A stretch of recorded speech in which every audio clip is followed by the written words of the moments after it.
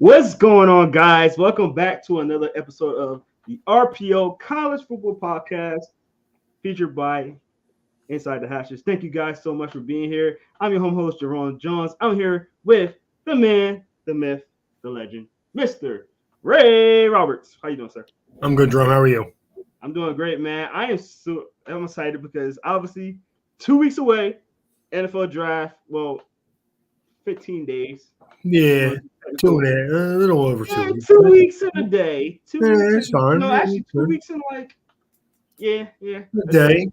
About a day. Wednesday. Yeah. It's Wednesday. It comes on. Anyway, we're excited about it, and I'm super excited to be here today with you. As always, Ray, what is something that you are excited about with this draft? I know me and you were kind of talking about it a little bit before the podcast. We talk about the situation with quarterbacks, how that can affect this. You want to briefly talk about that real quick, or anything else you want to talk about? Well, I think that again we've talked about the quarterback position over and over again because that's what we do, and that's the one position that's a kind of a lightning rod. If you disagree with people's opinions on it, like people kind of get overly upset. And I think that there are three quarterbacks that could go in the first round.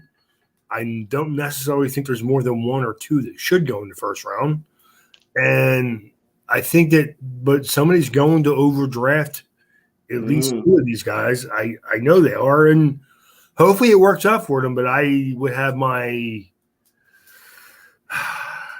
if you take Kenny Pickett in the first round, you are in jeopardy of losing your job in 3 years. Okay, I'm going to say. I think, guys, he's going to be a first round pick. Right. I'm just going to say it. No, I agree with you. People are going to be, his hands. I'm like, I get what everybody's saying. Michael Vick was the only ones that did it with the smaller hands.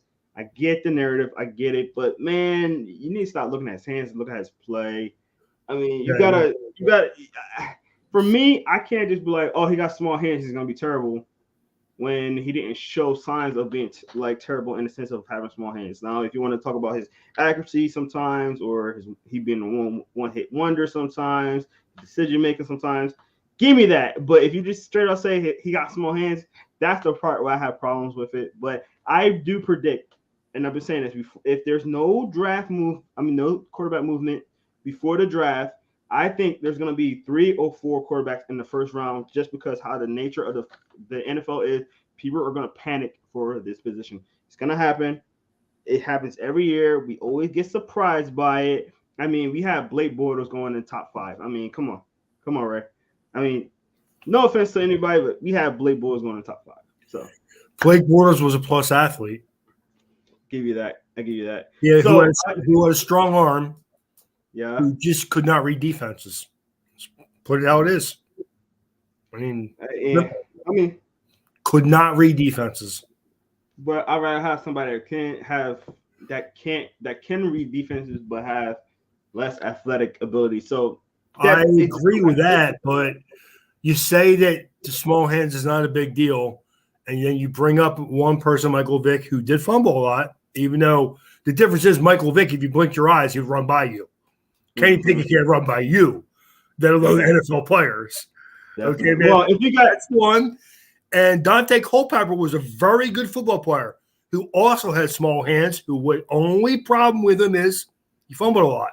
Yeah. So okay, I'll give you that. I mean, we have people like Carson Wentz, Daniel Jones, who have bigger hands that are fumbling a lot. So for me, I don't know. Well, Carson Wentz is I think the injuries and the ghost has gotten to him. Yeah. He doesn't stay in the pocket the way he did early on. He doesn't go through his progressions. He tries to go through them too quickly, and everything in his mind is actually happening faster than it really is. No, I totally agree with you guys. So if anybody in the chat room, this is a live podcast, guys, so interactive podcast. We do put on anybody that have any questions or comments in here. We will put it on the screen. Like, we have 2 comments right here. So Facebook user, I'm guessing this is Remy. If it is Remy, what's up, Remy? It says Blake Bortles accuracy wasn't all of that either. You are 100% correct on that, but he still was a top 5 pick. Right. And his accuracy was a problem, but mostly because he would get the guys late and because he couldn't read defenses well. Definitely. And he also says, RP, Dwayne Haskins. If you guys haven't heard, tragic accident where Dwayne Haskins was walking down the street and got hit by a car or truck, I believe it was in Florida. RIP to him. RIP to all the people that were involved as far as his family, teammates, and things like that. It's tragic. It's a bad thing. Wish that on nobody. Condolences to his family, and hope some good comes out of this in some kind of way where maybe there's some kind of funding or something like that to help out some of these quarterbacks and some of these guys that struggle in the NFL. Maybe this will be something where it shines a light on people like this that struggle in the NFL, and we still got to remember their people as well. So hope that is something that kind of goes out of this, but it's a tragic thing that happened with Haskins. So pray out to his family, anybody that was involved with it or in connection with that. That was tragic. But not to switch to the subject and lighten up the mood, try to lighten up the mood again. But we're talking DBs today. My favorite position. One more comment before we go to this. How about Jimmy Carlson? Yes, Jimmy Carlson, supersized kid. Went all the way to high school. He had small hands, and they were an issue, believe it or not. Jimmy Carlson, I don't remember him having small hands, one, and two. I don't think it was really his hands that was the issue with him. I think it was more like decision making, and he got overthrown by Cam Newton, who was a super athlete. I mean, you got Cam Newton that's gonna you're gonna get buried into the on a depth chart, which I think he had a good, solid rookie season. But he still needs some growing to go, and he didn't get a chance after that. And that's what my thought of that. Real quick, Ray, Jimmy Carlson, because he played at your school. So he did, and he was a great college player, but it just didn't translate to the NFL. Again, he's another guy where the process never got slow enough in front of him. We always talk about for players and especially quarterbacks, they need things to slow down for them so they start to see the whole field. And Jimmy Carlson just never succeeded. I personally think he had a terrible rookie year, though. I mean, no, he didn't. And sometimes it's all about where you land and what teams put around you. And sometimes, again, we'll talk about Carson Wentz because the crazy thing about Carson Wentz is he had success early and then got hurt a few times and then really has been a shell of himself since that. So, I mean, I'm not trying to make excuses for him. I'm just trying to figure out how you can be that good for a year and a half and then just fall off a cliff the way he has. That's all. Yeah, he says it's tough, man, about drafting the right place too. Yeah, it is. That really does is a big factor into it. And, like I was about to say, is that, I didn't think Jimmy Carlson had a bad rookie year. But when you have a quarterback where you draft him in the second round because you see he don't have all the tools, and then you have a chance to get a highly big athlete after that, then he's going to be your starter. And Jimmy Carlson wasn't.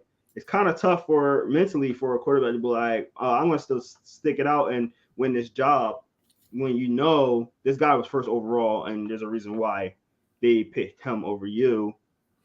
And you don't get a really chance after that because now you're a backup I think he was still a backup for him for like 3 or 4 years. So it's tough. And then, the NFL is all about opportunities, and, some teams won't give you that opportunity because they didn't see much from you. So I don't know. It's a lot of factors that go into it, man. And, I wish that there is a way that we can evaluate these players a little bit better. Maybe this new football league will help that out. Maybe, I don't know. But anyway, we're talking about DBs today. My favorite position.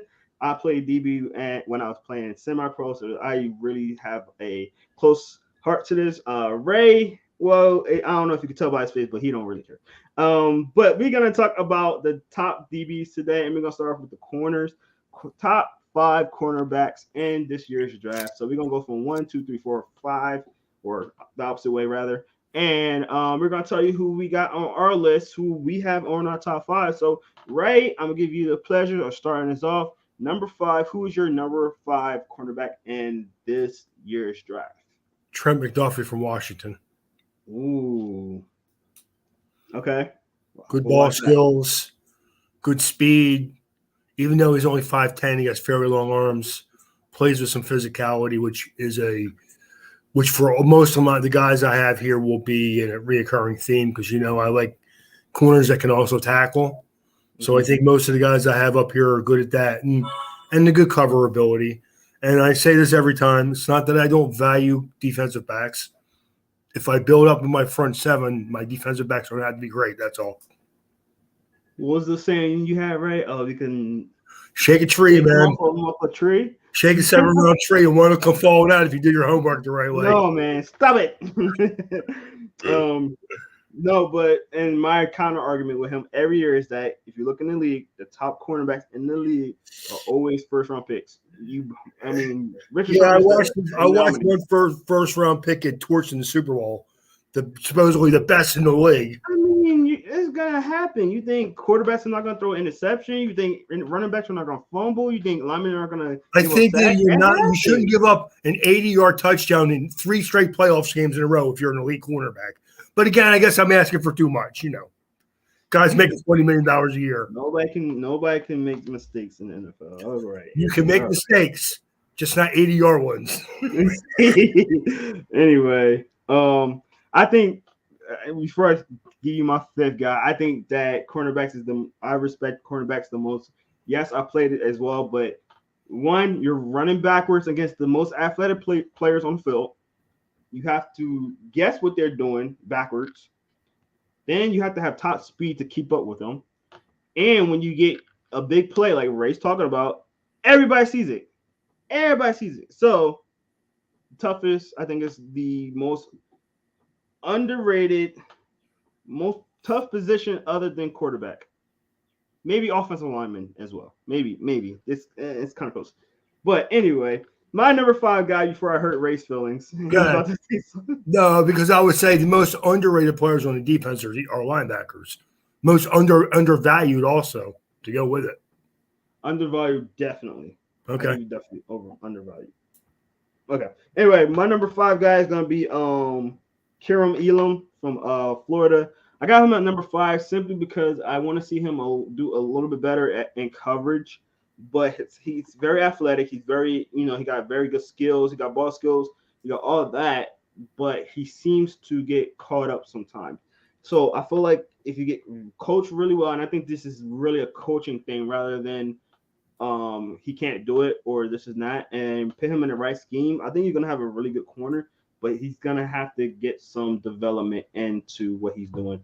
What you think about my pick? I like Elam. I mean, I have him. I have him at number 4. So of course, obviously, I like him. And again, I value the cornerback position.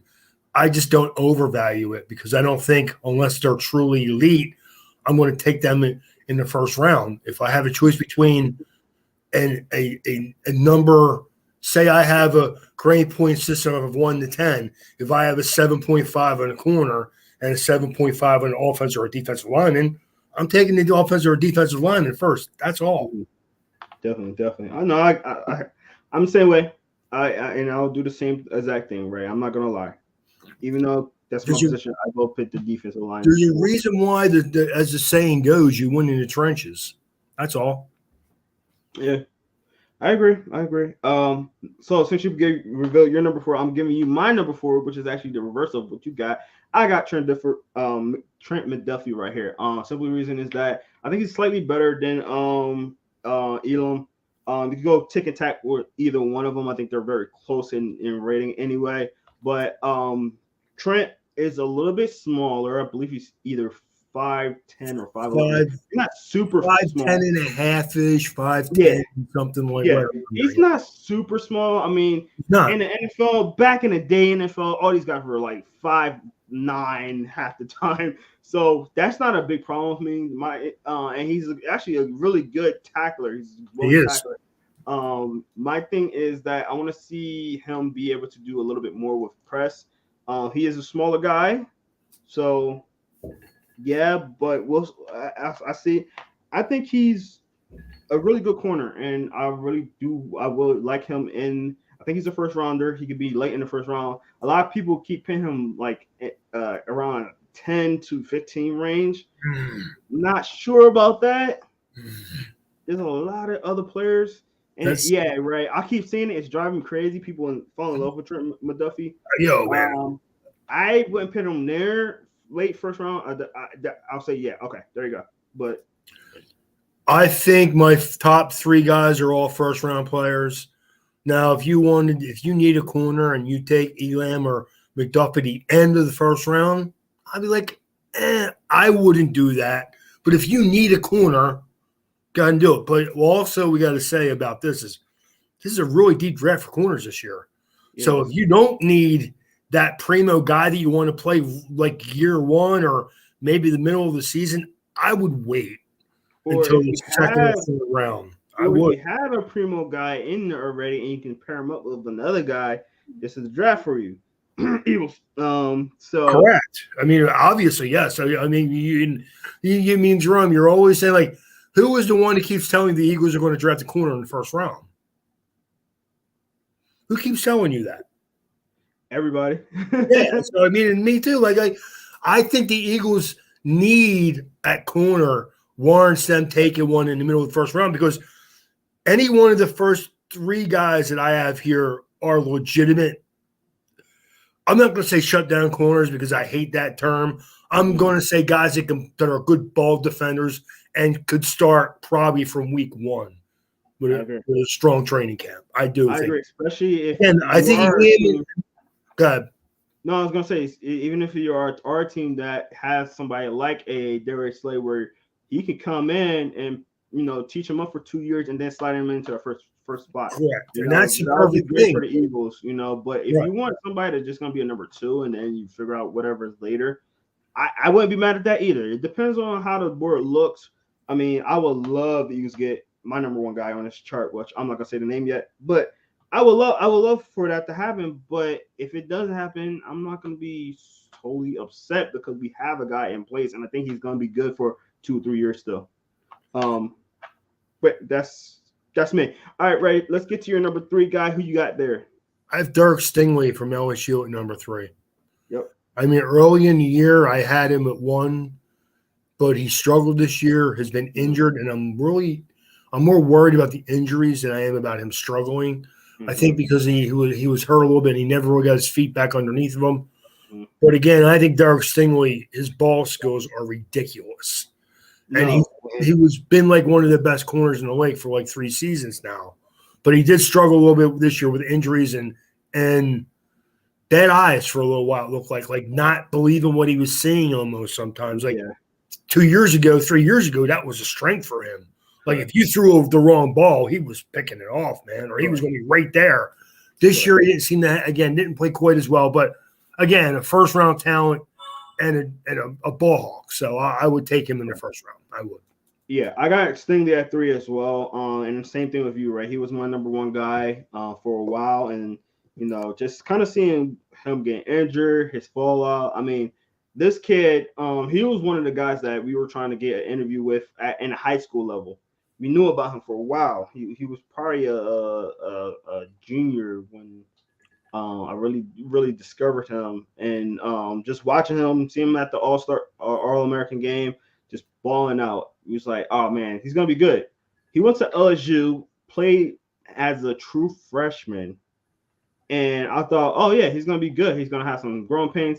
He came out the gate balling. I mean, he came out just like, oh man, this guy might be a first overall type of balling as a freshman. And the way he was playing, people was trying to throw the opposite way from forgot the other corner they had then, who was a baller as well, and he got drafted. Kind of feel like he was it the guy that got drafted by the Titans. I forget. Anyway, so they were throwing it to Stingley, and Stingley was like, hey, he had some flaws as a freshman, obviously, but he made up for athletic ability. He needed to get a little bit smarter in certain things that he was doing. Technique wise, he needed to get a little bit better, but he was balling. He had a lot of interception. I think he had like 5 or 6 that year. It was insane as a freshman. So everybody, the expectations for him was really, really high. And then junior year, or I'm sorry, sophomore and junior year, injuries, step back, defense wasn't playing as well.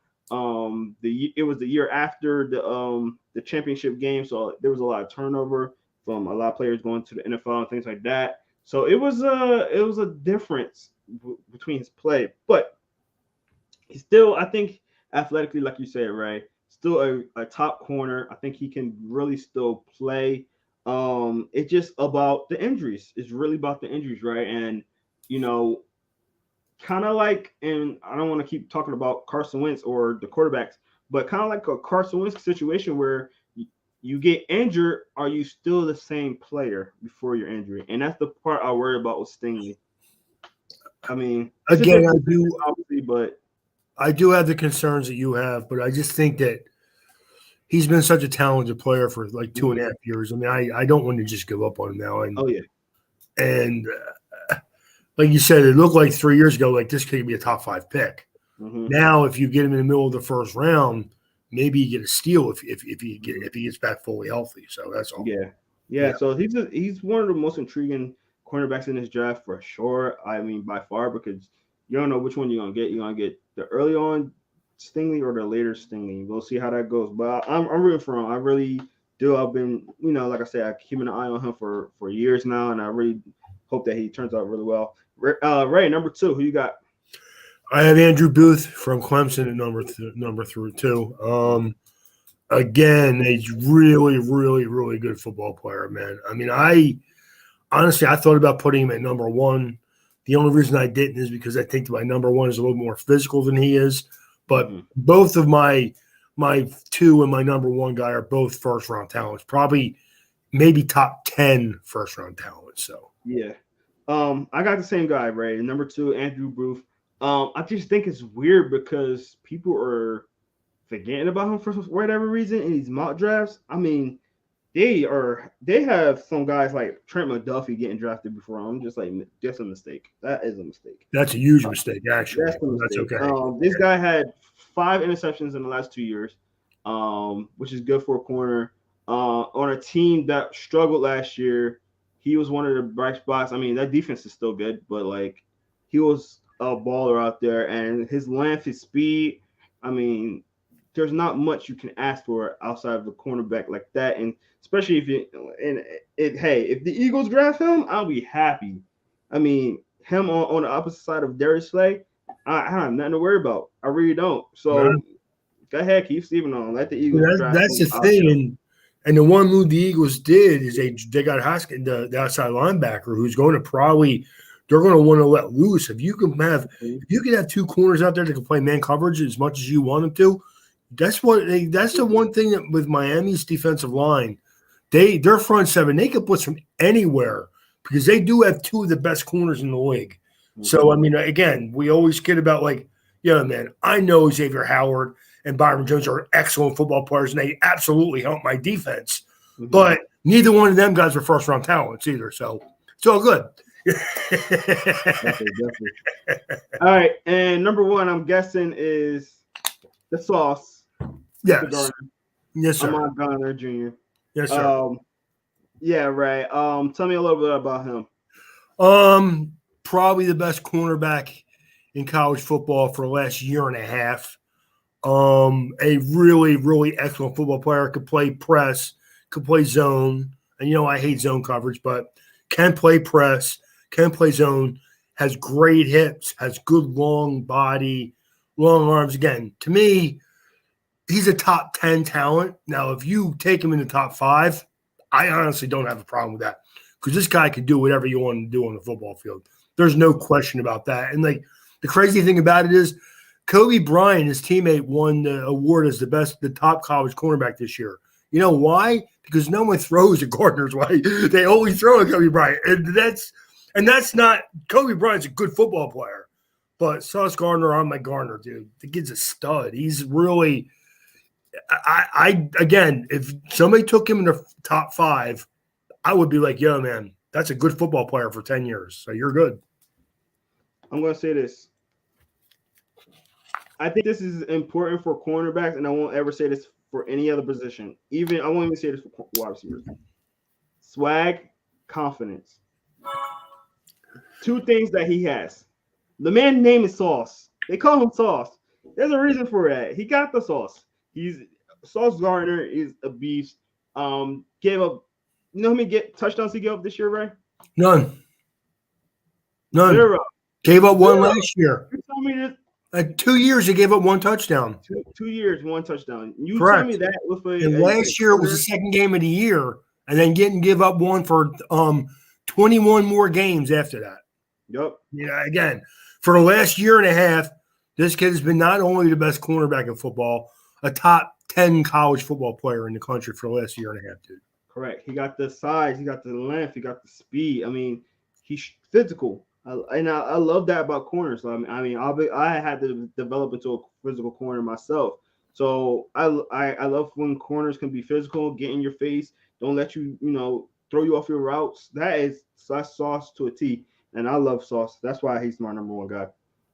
So our list was pretty much similar. We only had one little difference, but hey, it wasn't that much of a difference.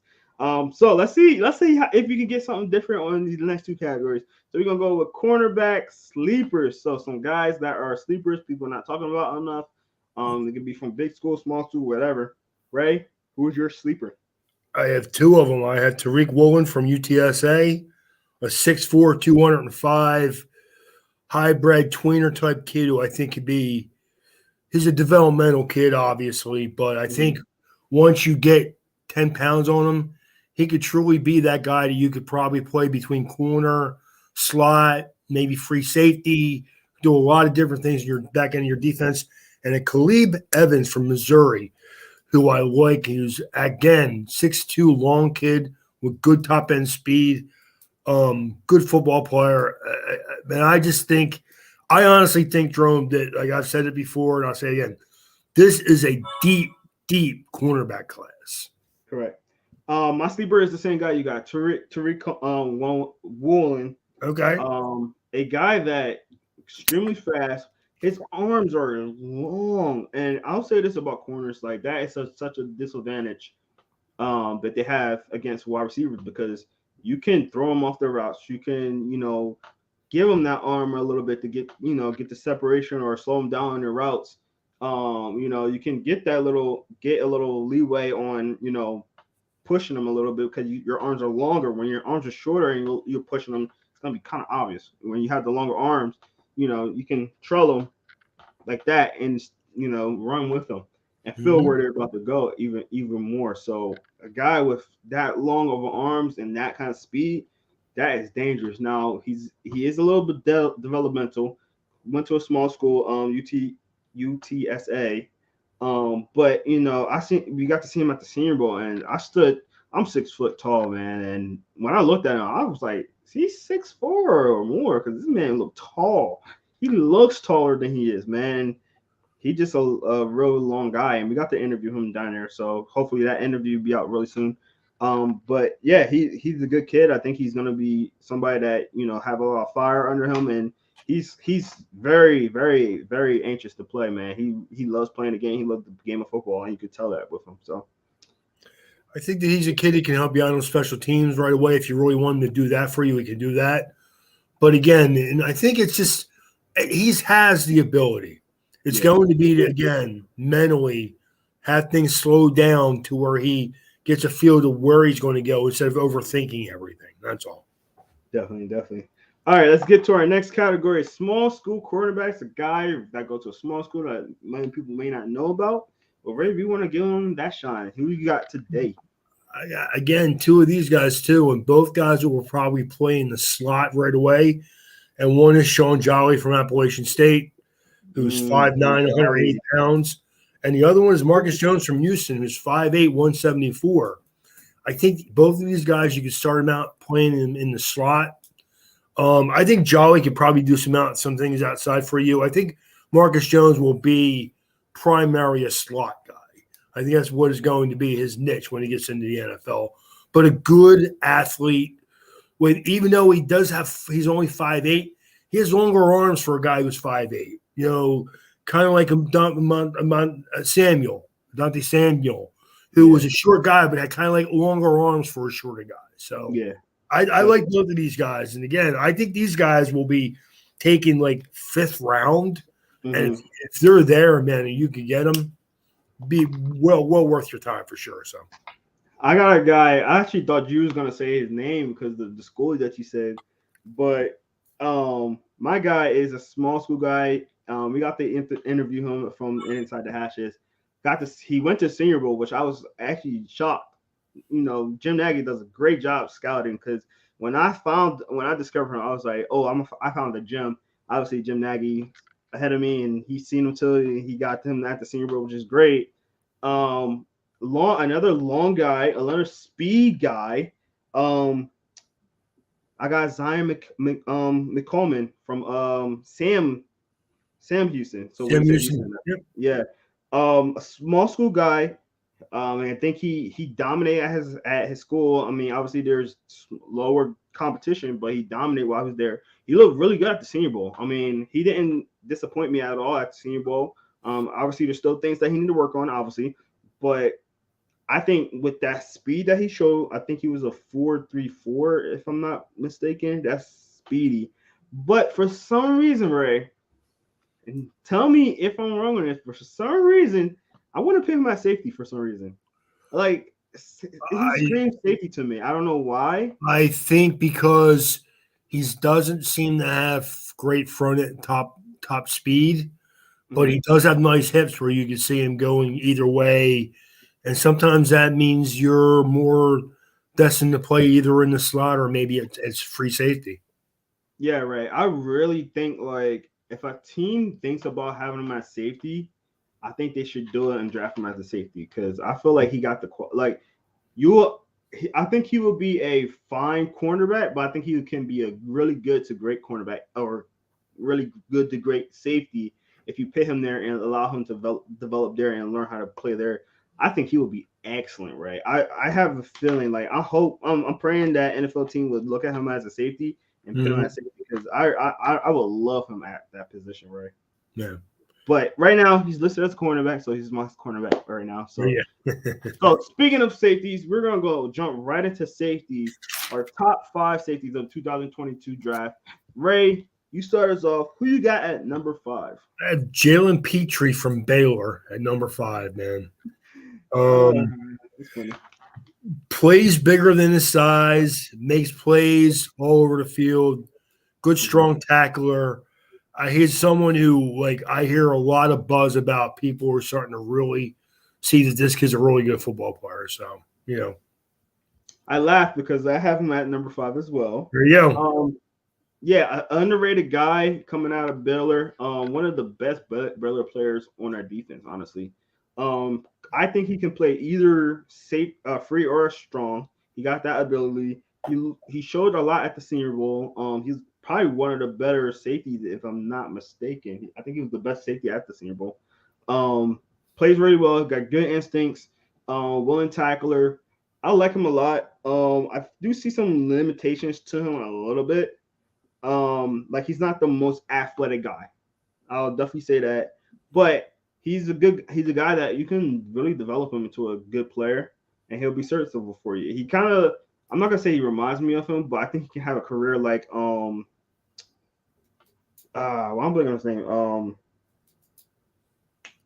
Ryan McLeod, where he's a serviceable guy.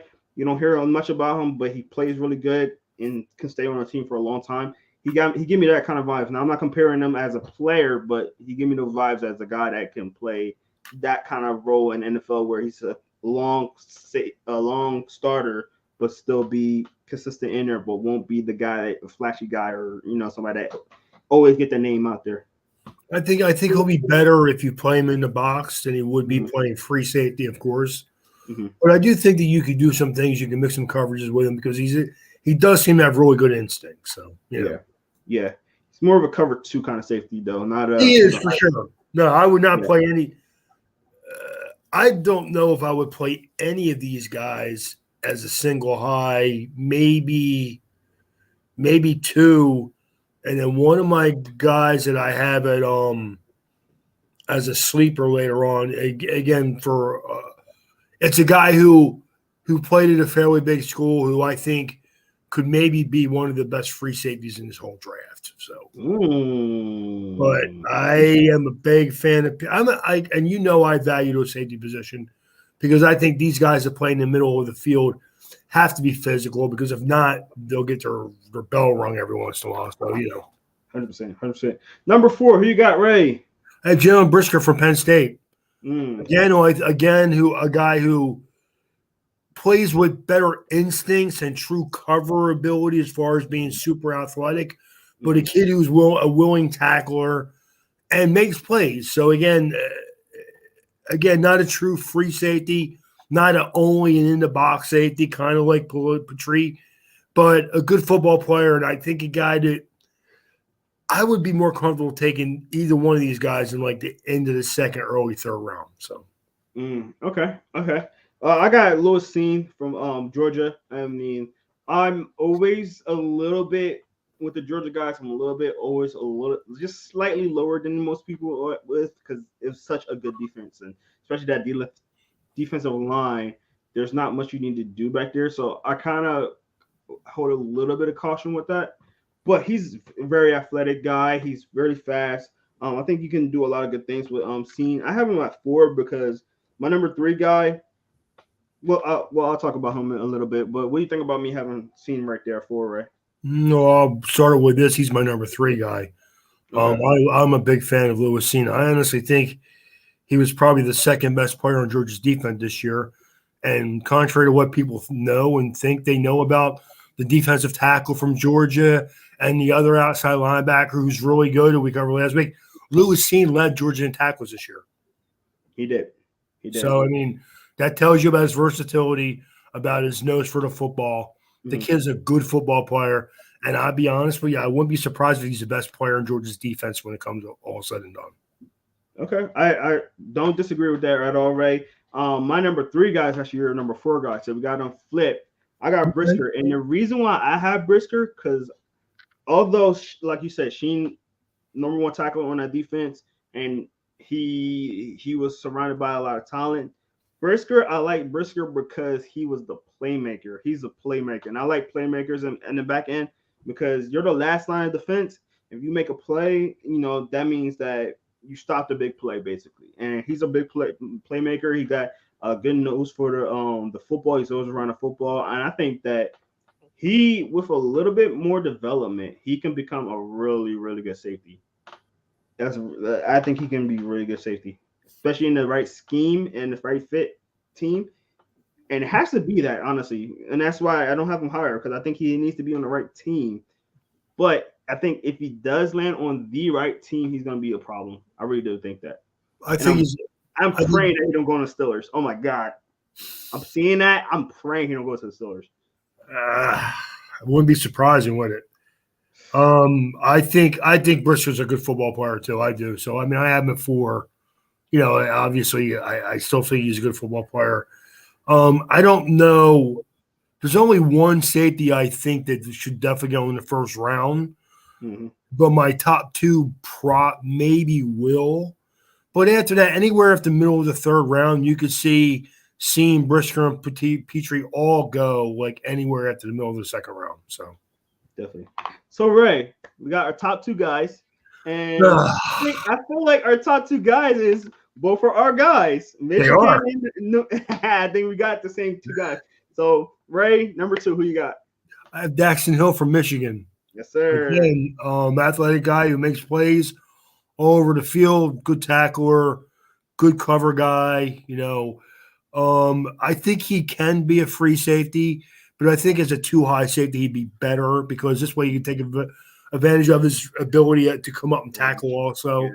But a very good football player. And again, a guy that will be a stud on special teams from day one. So, I mean, even if you don't think you can start in the first year, he's going to help your football team from day one. So, yeah, right. And he's my number 2 guy as well. I think that, like you said, there should probably only be one safety in his draft to be in the first round. But if he in the first round, I am not mad at it because you can do a lot of good things with him. You can even pin him in the slot. You can. Be in the slot. He can pin it. Some people might think he can be an outside corner. I was like, ooh, wow. I personally, I've been saying this about the last couple of Michigan players, the last few years, but for whatever reason, the Michigan team do not play their players to their best ability for whatever reason. I think he's better than his tape shows because he was assigned to do a certain thing and he had to stay there. Now I think they kind of loosen him up a little bit more this year, which is why he's such a higher pick now. But coming out of college, man, I was so happy that he flipped. I think he flipped from Alabama, if I'm not mistaken. He was an Alabama prospect, came to Michigan. I was super excited about him, and again, I think early on Michigan didn't use him the right way, and then they finally was like, "Oh wait, we got a really good safety back here. Let's move him around. Let's do things with him."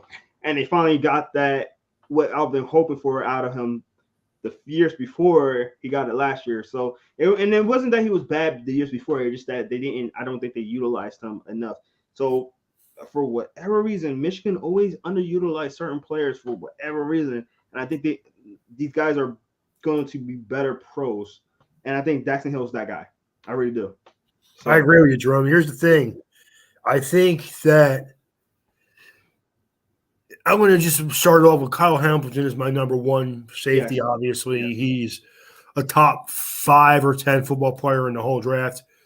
I will say this: if he goes in the top 5, then I could see that Hill going in the top 20.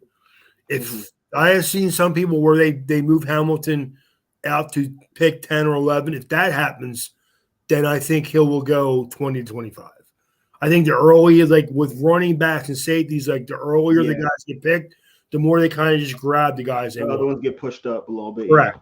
Yeah. So I think Kyle Hamilton is a top 5 talent. So I'm pretty sure he'll go in the top 10. But the earlier he gets drafted, the more likely it is that Daxton Hill will get drafted mid to late first round. I've seen some mock drafts where he goes at like 18 to the Eagles, Daxton Hill. Oh, Daxton Hill? Oh, I would like that too. I mean, I think that would be a little too early. If we traded back and did that, I'm good with that. But either way, I love Daxton Hill. I would love him on the Eagles. Because then you can have Anthony Harris as your strong safety. And I like him as a strong safety better than free safety because if I'm not mistaken, and I might be actually, Ronnie McLeod was free strong safety. He was. Yeah. So sure. I wasn't too hot on Anthony being the free safety. See, my thing is single high that much, but I wasn't hot on him being a free safety. With Slay, if you draft a Daxton Hill in the first round and then get another cornerback like a little bit later, you could be setting your defensive backfield to be really good for the next 5 or 10 years. You really could. I agree. So I think that and next year's not a great year for defensive backs as it is this year. So yeah, I agree. I had Kyle Hamilton at number 1 as well. I need you guys to stop talking about the 407. I need to stop worrying about the speed because everybody worries about the speed every year. One thing I seen online was that when he ran his 40, he weaves out in and out. So he's gonna lose time because he weaves in and out. I don't know if that's too left feet or whatever kind of deal. It happens sometimes. People just not good like straight line runners. It happens. This man is all over the field. He got great instincts. I mean, me and Ray talked about it before, where you see this man on one side of the field run all the way across the field to grab an interception that you thought was out of bounds, and then in slow motion and he drives his feet. That's an athlete. I want him. I don't care about 40. Give me him on the Eagles. I don't care. Y'all want to be stupid and let him go fall down the draft? Eagles trade up or whatever has to be done. Grab him because, I mean, he's athletic. He's still, in my opinion, the next Darwin James in the sense of athletic ability and range. Obviously, he didn't show the speed, but look at the game tape. Stop looking at just the 40. Look at the game tape. This man's athletic, and I think that you can get a really, really good player. I mean, a lot of people had him number 1 on their board until the 40. That drives me crazy. Go ahead, Ray, because I know you want to say something. I just think that, like, if you watch Kyle Hamilton, and I've said it before, and I'll say it again, I'd rather have a guy who doesn't run 40 yards in a straight line, who looks faster than that on game film, than a guy who runs fast but plays slow. I mean, I'm not going to say you can do whatever you want with Kyle Hamilton. I mean, do I think he'd be best in a single high? No, I don't. I think if you play him too deep, that he could be a stud for you, though. And he can cover, and he can tackle, and he makes plays all over the field. And he's just a great instinctive football player. And that's really what is all said and done. Isn't that the most important thing? Yeah, no, right. And it's funny because, like, now that I'm thinking about it and saying that out loud, if the Eagles were to get Daxton Hill, I want Anthony at free or strong. But if the Eagles got Hamilton, I want Anthony at free. I think Kyle Hamilton would be great at getting in the box, tackling. He's really he would be phenomenal. And honestly, if you did that with him, you could even bring him from the slot and let him rush quarterback, dude.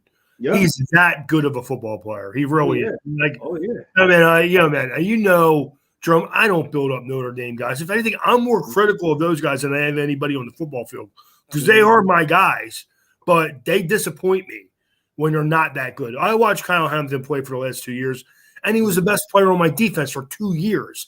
And let's remember, Notre Dame won 22 games the last 2 years, and Kyle Hamilton was a huge part of that.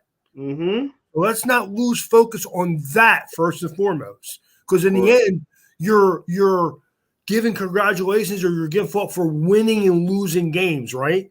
And anybody who saw Notre Dame's defense play, didn't they think, wow, that kid's the best player on the field right now? Then again, maybe you should be watching soccer. Sorry, man. No, for real. I'm sorry, dude. Right. No, I agree with you. I really do. 40 time, dude. Like, the 40 time is, I'm going to explain it one more time. When I see a guy's 40 time, if they don't play up to that 40 time, I worry about it. But when they play over what their 40 time is at team game speed, I don't have no worries. Yeah. I think, and I agree with you. I just think, if they play to their 40 time that you think, all right, that makes sense. They play over, you're like, now you're like, great, that's awesome. If they play under it, it don't make me get off from that hard. I mean, even with Devin Lloyd, Devin Lloyd didn't run that fast, but it's like, watch his tape. Watch his tape first. The tape first. I basically have the same system I use for rating every player. I watch 5 games of every player that I come here and talk about. Their best game statistically, their worst game statistically, their bowl game, and the 2 best teams they play in their conference. That's smart. I could watch Kyle Hamilton playing every game, and he's one of the top 2 or 3 players on the field on both sides of the ball. Yeah. On both teams. I agree. Yeah, and Kyle Hamilton, Yeah, man. Again, I wish I had a first-round pick in the top 10 this year because I would, as good as my safeties are, and I have really good safeties, I still wouldn't hesitate to draft them. I wouldn't. No, seriously, and Ray, I was actually about to say that because, you get Kyle Hamilton, especially on a team like the Eagles that don't value linebackers that much, and you only want to pick 2 linebackers in, Kyle Hamilton, your other safety, and your third safety right in there, and he'll fit in there. For real. That's the other thing. You want to play too deep. You want to play single high. You want to play him as a hybrid linebacker, bring him up to that. Dude, this kid can do everything. I mean, again, man, I hope my only fear I have is that he goes to the Jets or the Cowboys. Oh, my God, dude. That would be horrible. That really would be. It would be horrible. I mean, you would think I would worry about New England, but New England doesn't pick early enough. The Jets have 2 first-round picks, both 1-4, 1-10. They need both corner and safety. But if he went to the Jets, man, or the Giants. I don't care about the Giants. I don't want him to go to Dallas either because I don't just get a big head, and I don't need that, okay? Yeah, he's a very humble, quiet guy. He is a humble guy. You know what? The Eagles would be a good team for him. They would be.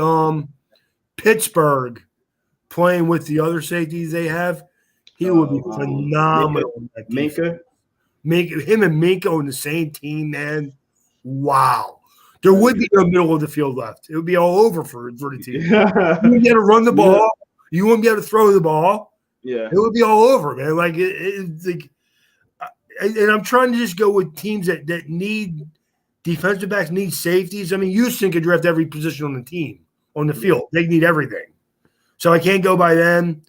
Seattle would be a good team because they would really use him well, but they never draft who they should.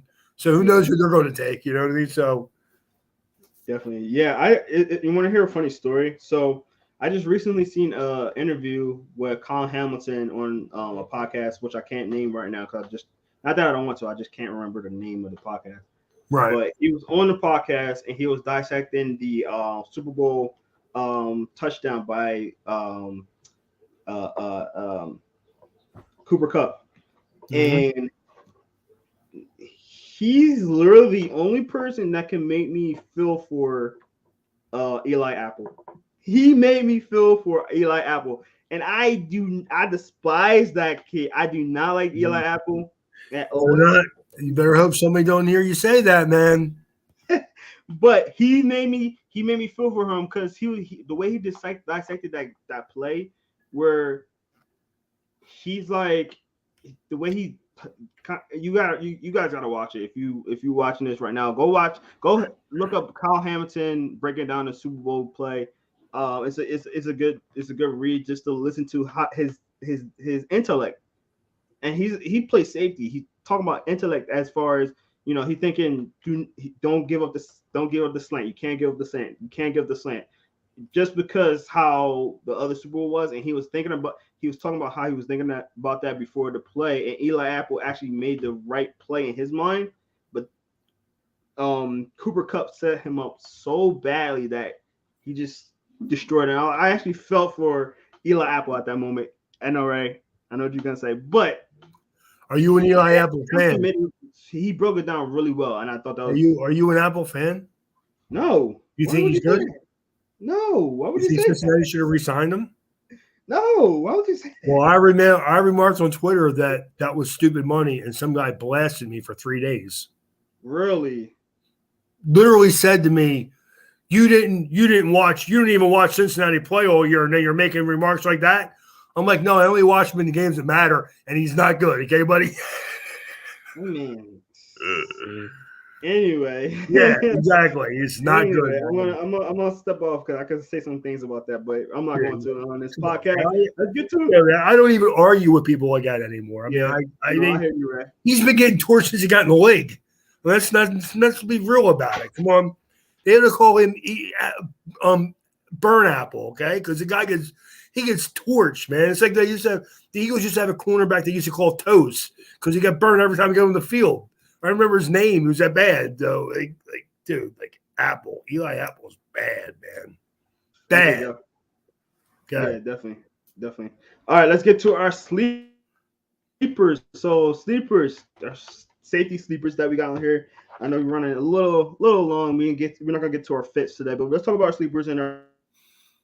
Okay, well, I have two, but I'm only going to give you. Well, you know what? I'm going to give you the two sleepers I have because one is Nick Cross and Maryland.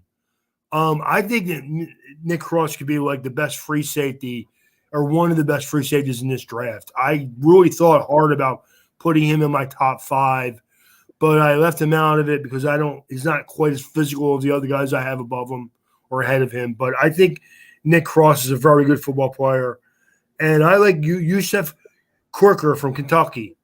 Very explosive athlete who makes plays all over the field. Again, I value the safety position.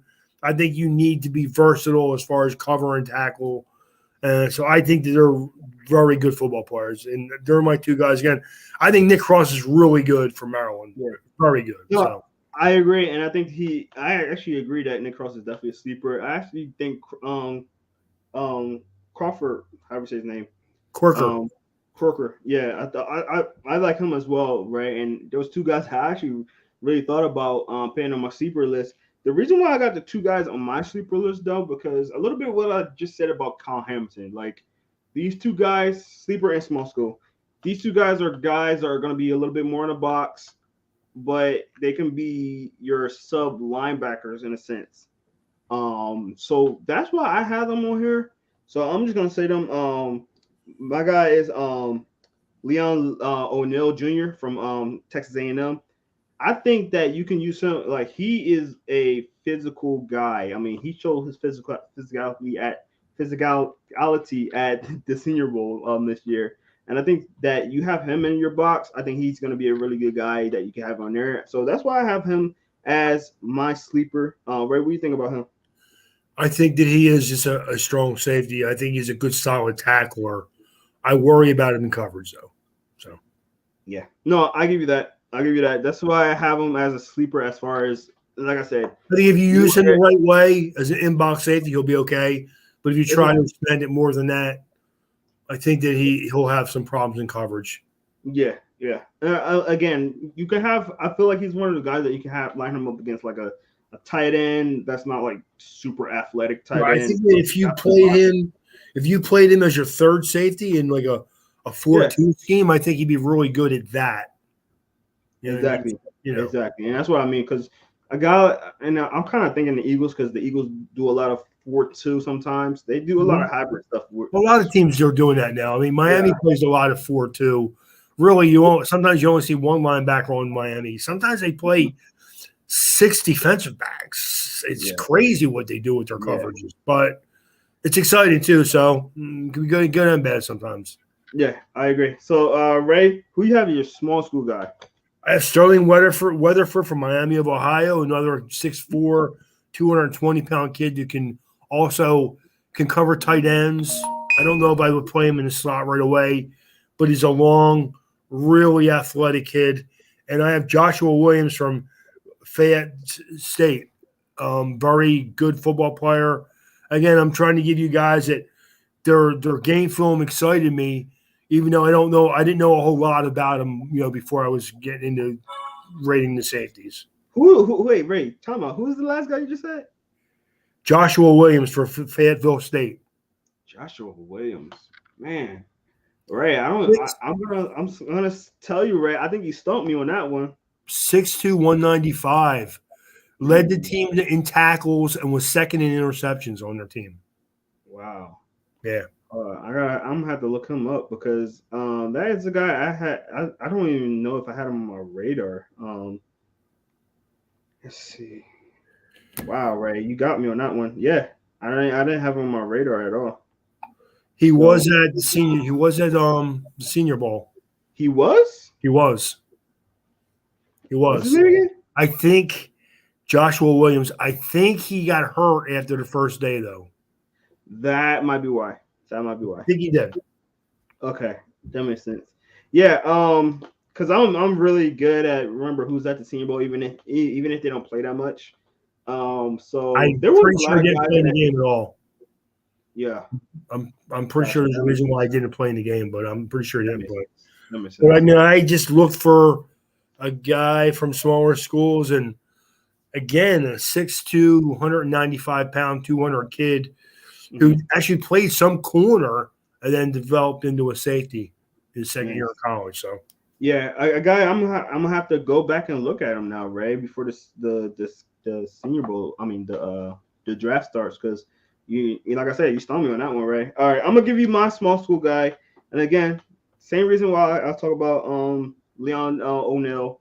I'm picking my small school guy. I'm gonna pick Kirby Joseph from Illinois, small school guy from there. I think he's a little bit better at coverage than O'Neal too. He is, but he's a box guy. I think he's going to be a guy that you can have as, like Ray said, your third safety, maybe even fourth safety, depending on what scheme you're going to have at that moment, and have him really cover, running backs or linebackers or whatever. Tight ends. I think he's a little bit better than O'Neal actually, which I like about him, and you're gonna enjoy having that guy on your team. What do you think about Kirby, Ray? Good football player. I actually really like him a lot, actually. Mm-hmm. I like him better than O'Neal, honestly. I think he's a better football player. I think they'll both be good, solid inbox safeties, but I think he's a better coverage guy where he can line up against some tight ends and do some stuff for you. And if you mix up your coverages, I think he's a little better than O'Neal, though. Yeah, definitely, Ray. So, any last words about this DB class, Ray? Again, depth at both positions, corner and safety. And the reason why, if you notice, I have teams drafting them earlier than I usually would. Next year's class is nowhere near as good as this year's class. So if you need D-backs, get them on your roster this year. Okay. I always try to shy away from saying things like that because you never know how a class will materialize after a while. We see it all the time with even like the quarterbacks this year. I mean, just honestly, though, Drum, even just with Kyle Hamilton and Daxton Hill, there's no one in next year class as good as either one of those guys. Right. I would definitely agree with that because I can't off the top. I can't think of nobody. If I'm not mistaken, I think Penn State might have another guy. They do, and there's good. I'm not saying there's not good football players. But I see with them two guys, especially in Kyle Hamilton, he's been the best player on one of the best defenses in college football for the last 2 years, man. So, definitely. I mean, and you know how I feel like I agree with you that for some reason Michigan does not use their players at their best. Now, I think Daxton Hill had the luxury of playing with a pretty good defensive line this year. He did, which made his job a little bit easier. But he's still a really good football player. And I can't think right off the top of my head of any safeties that are as good as him coming out of next year. I can't. So I agree. I agree, Ray. But it's definitely going to be an interesting year, guys. That will wrap up our top players in this draft. So we went through quarterbacks, running backs, safeties, corners, linebackers, running backs, tight ends. We did all of them. Wide receivers, linemen, all of them. We did all of them. So, guys, if you haven't seen them, go back to our other podcasts on YouTube and go check them out. If you have a question, if you have any concerns, if you want us to answer anything for you guys, you go on our YouTube channel. Please like and subscribe and put a comment down there. We will answer back as soon as we can and answer any questions you may have. So definitely go back and check that out. We got some great stuff before the draft coming up as well. We got some a mock draft next week coming up. We got a little bit of a Q&A kind of thing going on with me and Ray. Go ahead, Ray.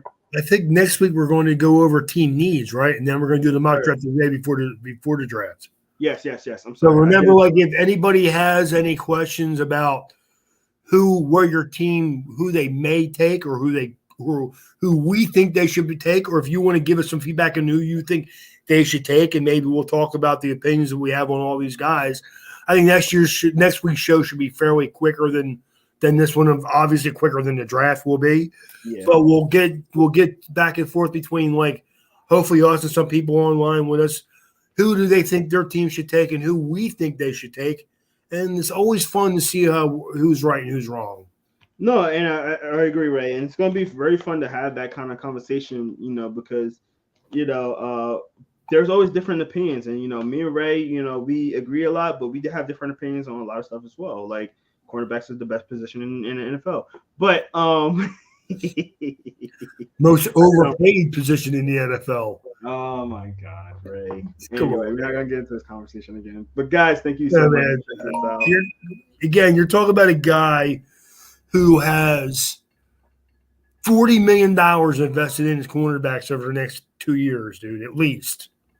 Unless we get rid of one of them at the next year, which I'm not saying I want to. I'm not saying I don't want to. I think Xavier Howard will probably finish his career in Miami. Not sure Byron Jones will. I agree with that. But I think after next year, you're going to have to make a move. And Noah Igbenogany, who's a first-round pick, still can't get off the bench. Great pick. Great pick. That was a head-scratcher to me, Ray. I'm not going to lie. But that's going to do it for us today, man. I mean, we got some great stuff. The draft is 2 weeks away.